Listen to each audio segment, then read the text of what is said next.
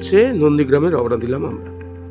কলকাতা থেকে বেশি দূর কি, কিন্তু শহরের পরিষেবার থেকে যে অনেকটাই দূর তা টের পাওয়া গেল সেবাশ্রয় শিবিরে পৌঁছে।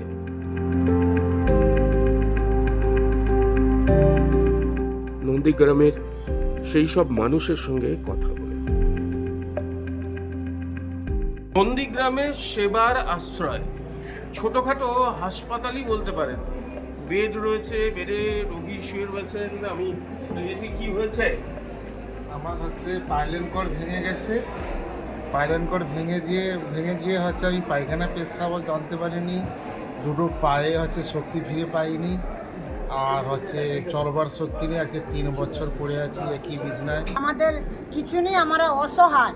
এই ছেলেটাকে নিয়ে আমরা অসহায়। এই 3 বছর এই ছেলেটা বিছানা সজ্জা, যার জন্য আমাদের জায়গা জমি নেই। আমরা খুব কষ্টে সংসার চলে। কারো দুটো কিডনি বিকল, কোনো শিশুর মস্তিষ্কে জটিল অসুখ, কোনো মায়ের পা আর চলে না, কেউ স্পাইনাল কর্ডের সমস্যায় দিশেহারা, চোখে দেখতে পান না, কানে শুনতে পান না, এরকম মানুষ অনেকে এসেছেন। নন্দীগ্রামে কি সেবা পরিষেবা বলে কিছুই নেই? পাশে দাঁড়ানোর মতো জনপ্রতিনিধিও নেই? কোনোদিন আমাদের দেখিনি। এই সরাসরি যা কথা বললি আজকে দেখলো, রুগীর সাথে কথা বললো, আমাকে জিজ্ঞেস করলো কি হচ্ছে, এরকম হচ্ছে, গাড়ি পাঠাবে, ডাক্তারের কাছে নেওয়া যাবে বলে বলছে, ফোন নাম্বার আছে, সব কিছু দিচ্ছে।